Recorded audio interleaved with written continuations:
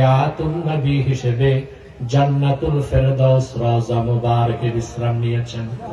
আল্লাহ জীবনে একবার তোমার আখিরি নবী নূর নবীজি আমার মুহাম্মদ মুস্তাফা সাল্লাল্লাহু আলাইহি ওয়াসাল্লামের জান্নাতুল ফেরদাউস রওজা মুবারকে উপস্থিত হয়ে গো আল্লাহ তোমার হাবিবের নূরের কদমে দরুদ ও সালামের হাদিয়া দেবার আগে আল্লাহ তুমি ডাক দিও না।